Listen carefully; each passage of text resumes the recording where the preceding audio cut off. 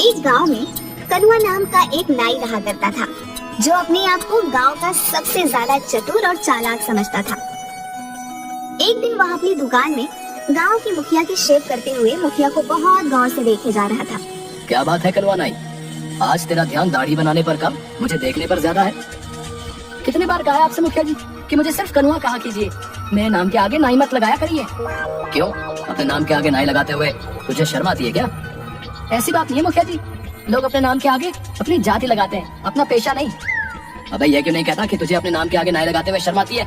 तू एक नाई है, तेरा बाप भी एक नाई था, यहाँ तक कि मैं तेरे दादा को भी जानता था, वो भी नाई थे। तू एक खानदानी नाई है, इसलिए तेरी पहचान तेरे काम से ही होगी। अगर तुझ में कोई काबिलियत है तो छोड़ दे ये काम और कर कोई और काम, लेकिन अपने काम को लेकर कैसे शर्म?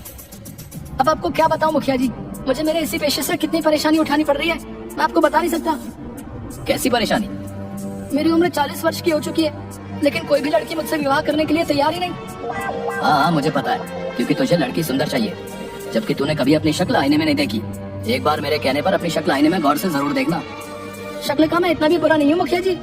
अगर इतना बुरा नहीं है तो इतना अच्छा भी नहीं है। अब सीधे सीधे बता मुझे, इतनी गौर से क्यों देख रहा था? क्या कहना चाहता है? आपको कैसे पता कि मैं आपसे कुछ बातचीत करना चाहता हूँ? अरे जब अपनी आंखें पढ़ पढ़ कर मेरे चेहरे को इतनी गौर से देखेगा तो मुझे यही लगेगा ना कि तू कुछ कहना चाह रहा है, लेकिन कुछ कह नहीं पा रहा। अब जल्दी बता, क्या कहना चाहता है तू? मुखिया की बात सुनकर कनुआ हिम्मत करके मुखिया से बोला, वो बात ये थी मुखिया जी, अब कैसे बोलूं? अरे अपने मुंह से बोल। हाँ मुंह से ही बोलूंगा मुखिया जी। आप भी मुखिया जी, आपकी बेटी नंदनी की अभी तक शादी नहीं हुई ना, वो भी लगभग 35 के आसपास ही है, और आप अपनी बेटी की शादी मुझसे करा दीजिए। कनुआ की बात सुनकर मुखिया गुस्से से आग बबूला होकर उठकर खड़ा हो गया और उसने जोरदार थप्पड़ कनुआ के गाल पर जड़ दिया। तेरा दिमाग तो ठीक है कनुआ नाई, है? जानता भी है तो क्या बोल रहा है? तेरा बाप मेरे पिता का खास नहीं था, सिर्फ तेरे बाप का लिहाज करके तुझे सिर्फ एक थप्पड़ मारा है। अगर तेरी जगह कोई और ये बोलने की हिम्मत करता ना, तो मैं उसकी मार मार कर हड्डी पसली एक कर देता। तेरी हिम्मत कैसे हुई ये सब सोचने की? मैंने ऐसा क्या गलत कह दिया मुखिया जी? मैंने तो सिर्फ आपकी बेटी से शादी करने के लिए बोला है। अबे बेवकूफ, है तू एक नाई है, नाई। तेरा और मेरी बेटी का रिश्ता नहीं हो सकता, असंभव है। मेरी बेटी के बारे में सोचने से पहले एक बार अपना पेशा तो देख लेता, और चल एक बार को मैं तेरा पेशा भी भूल जाऊं। पर क्या तूने कभी आईने में अपनी शक्ल देखी है? किसी पुराने पेड़ का घटिया सड़ा हुआ आम दिखता है तुम्हें? इतना कहकर मुखिया गुस्से से बाहर चला गया। मुखिया की बात कनुआ को बिल्कुल भी पसंद नहीं आई। तू है मुझ पर, अरे अगर मैं नहीं हूँ तो इसमें मेरी क्या गलती है? क्या मेरे कोई अरमान नहीं है, मेरे कुछ सपने नहीं है? ये गांव का मुखिया अपने आप को समझता क्या है? नहीं रहना मुझे इस गांव में, और नहीं करना मुझे अब ये नाई का धंधा।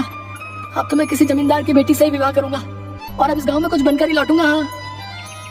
अगले दिन कनुआ ने अपनी नाई की दुकान बंद कर दी और नए धंधे की तलाश में वो दूसरे गांव की ओर चल दिया। वह जंगल के रास्ते में ही था कि तभी उसके कानों में एक साधु की आवाज टकराई। आगे मत जाना बेटा, आगे एक शेर बैठा हुआ है। तुम्हारा दिमाग तो ठीक है साधु, शेर घने जंगलों में होते हैं। मैं कोई मामूली साधु नहीं हूँ, यकीन नहीं आता तो कुछ देर मेरे पास बैठ जा। कनुआ साधु के पास बैठ गया। कुछ ही देर में एक शेर दहाड़ता हुआ आकर उन दोनों को घूरने लगा। साधु जी, ये शेर तो हम दोनों को खा जाएगा, आपने तो मुझे मरवा दिया। चिंता मत कर, जब तक मैं तेरे साथ हूँ शेर तेरा कुछ नहीं करेगा, कुछ देर में चला जाएगा। कुछ देर बाद जंगल की ओर चला गया। आप तो वाकई बहुत पहुँचे हुए। साधु रहस्यमयी अंदाज में मुस्कुरा कर बोला, मैं जानता हूँ कि तू एक नाई है, और नाई का धंधा छोड़कर तू दूसरे धंधे की तलाश में दूसरे गांव जा रहा है, ताकि कुछ बनकर अपने गांव लौटे। आप तो अंतर्यामी भी निकले बाबा, मेरी मदद कीजिए। क्या चाहता है तू? मैं बड़ा आदमी बनना चाहता हूँ।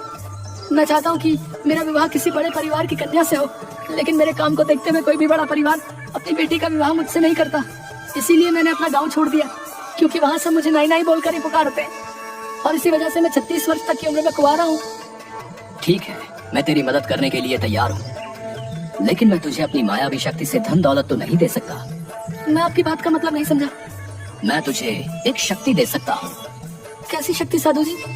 तो जिस किसी भी व्यक्ति को कुछ देर तक गौर से देखेगा, तो तू उस व्यक्ति का कुछ देर बाद भविष्य देख लेगा। दूसरों का भविष्य देखने से मुझे क्या फायदा होगा?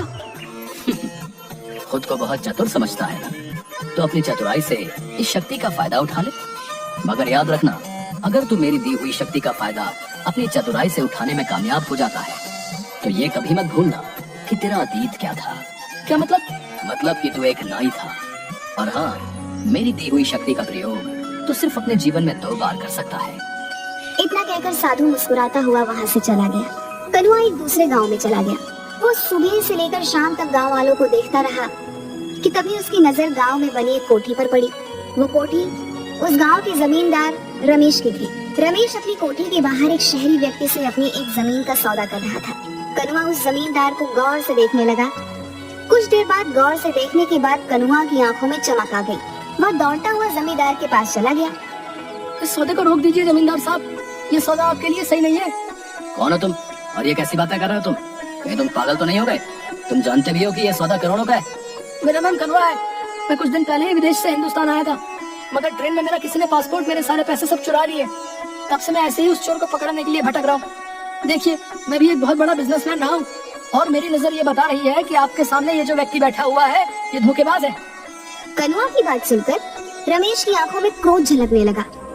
तू तो ये कहना चाहता है कि तू विदेश से पढ़कर आया है तो तू ज्यादा चालाक है और मैं गांव का हूँ तो मुझे कोई अकल नहीं है, हैं? तभी रमेश की पत्नी अनीता अपने पति से बोली, अरे एक बार फोन करके पता करने में क्या हर्ज हो सकता है कि इसका अंदाजा सही हो। सोचिए, अगर इसकी बात कुछ प्रतिशत भी सही निकली तो आप तो सड़क पर आ जाएंगे। अपनी पत्नी की बात सुनकर रमेश सोच में पड़ गया। वह तुरंत फोन लगाकर किसी से बात करने लगा। अचानक रमेश के चेहरे पर गुस्सा झलकने लगा और जो व्यक्ति रमेश के सामने बैठा हुआ था वो वहाँ से भागने लगा। पकड़ो इसे, ये फ्रॉड है।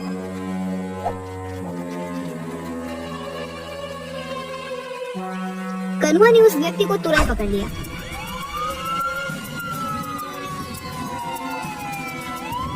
रमेश ने उस व्यक्ति को पकड़कर पुलिस के हवाले कर दिया। रमेश नहीं जानता था कि कनुआ ने उसका भविष्य देख लिया था, कि भागने वाला व्यक्ति भविष्य में रमेश के साथ धोखा करने वाला था।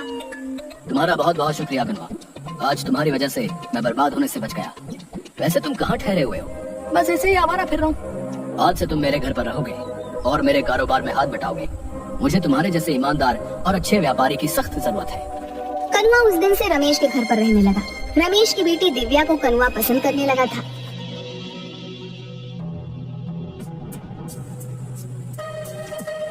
एक दिन रमेश अपनी बेटी के साथ कार से शहर जा रहा था कि तभी कनुआ बोला, कहाँ जा रहे हैं आप? अभी कुछ देर पहले बताया तो था, मुझे शहर में कुछ काम है और इसी बहाने दिव्या को कुछ शॉपिंग भी करा दूंगा। आज मत जाइए, कल चले जाइएगा। आज मुझे कुछ ठीक नहीं लग रहा। ये कैसी बातें कर रहे हो तुम? मेरा शहर जाना आज बहुत जरूरी है, तो अपने उस जरूरी काम को कल निपटा लीजिएगा।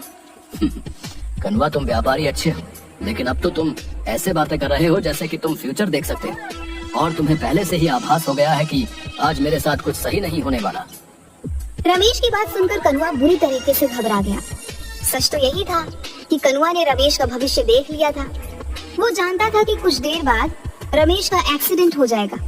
रमेश की पत्नी अनीता रमेश से बोली, आप कनुआ की बात मान क्यों नहीं लेते? अपने जरूरी काम को कल कर लीजिएगा। नहीं अनीता, मेरा आज जाना बहुत जरूरी है। ठीक है, अगर आपको कनुआ की बात नहीं माननी तो आपकी मर्जी, लेकिन मैं दिव्या को आज आपके साथ नहीं जाने दूंगी। ठीक है, जैसी तुम्हारी मर्जी। रमेश चला गया, मगर कुछ ही देर बाद रमेश की एक रोड एक्सीडेंट में मौत हो गई। दिव्या और अनीता इस दुनिया में अब अकेली रह गई थी। इतने बड़े कारोबार को संभालने वाला कोई नहीं था। कुछ दिनों बाद अनीता कनुआ से बोली, मेरे पति के जाने के बाद अब इतने बड़े कारोबार को कौन संभालेगा? मैंने और मेरे पति ने सोचा था कि सारा का सारा कारोबार दिव्या के पति के हवाले कर देंगे और हम दोनों तीर्थ पर चले जाएंगे, लेकिन वो ये दिन देख न सके। मैं चाहती हूँ कि मेरी बेटी का विवाह तुमसे हो जाए। क्या तुम मेरी बेटी से विवाह करोगे? अनीता की बात सुनकर कनुआ के मन में लड्डू फूटने लगे। कनुआ यही तो चाहता था कि उसने तुरंत हामी भर दी और दूसरे दिन दिव्या और कनुआ का विवाह धूमधाम से हो गया। कनुआ रातों रात करोड़पति बन गया, लेकिन गांव वालों से मिले मान सम्मान की वजह से वो खुद को राजा समझने लगा। एक रोज रात के वक्त कनुआ अपनी पत्नी से बोला, देखो, तुम मेरी पत्नी हो तो ये तुम्हारे लिए बहुत बड़ी खुशनसीबी की बात है। तुम्हें मेरी सेवा करनी चाहिए। मैं तो आपकी सेवा ही करती हूँ। देखो, मैंने ही एक बार तुम्हारे पापा को बर्बाद होने से बचाया था। अगर मैं ऐसा नहीं करता तो वो उसी दिन सड़क पर आ जाते। अच्छा, मेरे पैरों में बहुत ज्यादा दर्द है, मेरे पैर दबा दो। कनुआ की बात सुनकर उसकी पत्नी उसके पैर दबाने लगी। कनुआ लगातार कई घंटों तक अपनी पत्नी से पैर दबाता रहा। थकान से जैसे ही उसकी पत्नी की आंख झपकी, कनुआ तुरंत बोला, जब तक मैं ना कहूँ तब तक तुम्हें रुकना नहीं है। हाँ, इसके बाद तुम्हें मेरा सर भी दबाना है। उस दिन के बाद कनुआ अपनी पत्नी से रोज रात भर पैर दबाता। एक रोज दिव्या परेशान होकर अपनी माँ से बोली, इन्होंने तो मेरा जीना हराम कर रखा है। रोज रात भर ये मुझसे कभी पैर कभी सर दबाते हैं, मैं सो नहीं पाती। बेटी लेकिन तू चिंता मत कर, मैंने सुना है कि यहाँ एक बहुत पहुँचे हुए साधु आए हैं जो सबकी मुसीबतें दूर कर रहे हैं। कल मैं तुझे चुपके से उन्हीं के पास ले चलूंगी। अगले दिन दिव्या की माँ अपनी बेटी को उन्हीं पहुँचे हुए साधु के पास ले गयी। क्या हुआ बेटी? मेरे पति मुझसे प्यार नहीं करते, मुझसे गुलामों की तरह व्यवहार करते हैं। तुम्हारा पति क्या करता है? दिव्या ने सारी बात साधु को बता दी। दिव्या की बात सुनकर बाबा रहस्यमयी अंदाज में मुस्कुराते हुए दिव्या से बोले, जाओ कल किसी बहाने से अपने पति को मेरे पास भेज देना। क्या वो सुधर जाएंगे? हाँ, मैं अपनी तंत्र मंत्र की शक्ति से उसे बिल्कुल सही कर दूंगा।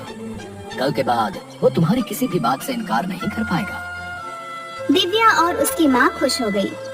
अगले दिन दिव्या अपने पति से बोली, सुनिए जी, सुना है गांव में बहुत पहुँचे हुए ज्ञानी बाबा आए हैं, आप उनसे मिलकर क्यों नहीं आते? हाँ, मैंने भी सुना है कि गांव में कोई पहुंचा हुआ ज्ञानी बाबा आया है। गांव वाले तो पागल हो गए, पर मैं पागल नहीं हूँ। ऐसा नहीं कहते जी, क्यों ना आप उनसे एक बार मिलाते? तुम्हारा दिमाग तो ठीक है, उस बाबा को कनुआ जमींदार से उल्टा मिलने आना चाहिए।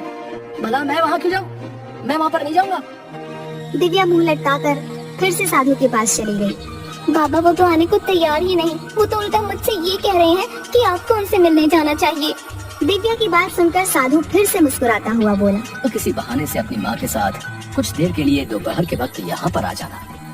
तुम्हारी गैर मौजूदगी में मैं तुम्हारे घर पर जाकर तुम्हारे पति का तंत्र मंत्र से सही से इलाज कर दूंगा। दिव्या, दिव्या कहाँ हो तुम? तभी कोई जोर जोर से दरवाजा पीटने लगा। अरे दरवाजा भी मुझे खुद ही खोलना पड़ेगा। बताओ कैसे दिन आ गए हैं, अब दरवाजा खोलने भी मैं स्वयं ही जाऊँ। इतना बोलकर कनुआ ने दरवाजा खोल दिया, मगर सामने का नजारा देखकर तो वह बुरी तरीके से डर गया। उसके सामने उसके पुराने गांव का मुखिया खड़ा था, जो तुरंत अंदर आ गया। मुखिया जी, आप यहाँ कैसे? अच्छा, तो तू नाईगिरी छोड़कर यहाँ जमींदार बना बैठा है?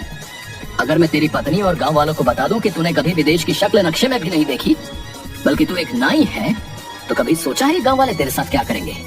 तेरी मार मार कर हालत खराब कर देंगे और तुझे इन लोगों के साथ फ्रॉड करने के जुर्म में जेल हो जाएगी। सोच, तेरी पत्नी की नजरों में तेरी क्या इज्जत रह जाएगी। मुखिया जी, मैंने आपका क्या बिगाड़ा है? आप भला ये किसी को क्यों बताएंगे? तेरी पत्नी दिव्या मेरी दूर की रिश्तेदार है। क्या? और सुन कनुआ, तेरी पत्नी को मैंने सब बता दिया है। वो बेचारी तेरे आतंक से बेहद परेशान हो चुकी थी, मुझसे उसका दुख देखा नहीं गया। ये आपने क्या किया मुखिया जी? वो गांव में आप सबको बता देगी, मैं बर्बाद हो जाऊंगा। नहीं, मैंने उसे मना कर दिया है कि ये राज वो किसी को नहीं बताएगी, लेकिन उसने एक शर्त रखी है। कैसी शर्त? यही कि आज के बाद तू उसका हर काम करेगा, यहाँ तक कि तू उसके पैर भी दबाएगा।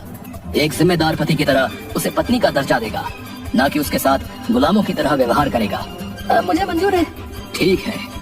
इतना बोलकर मुखिया वहाँ से चला गया, मगर बाहर आते ही मुखिया साधु में परिवर्तित हो गया और सीधा दिव्या के पास जाकर बोला, जाओ, मैंने तुम्हारे पति को सुधार दिया है।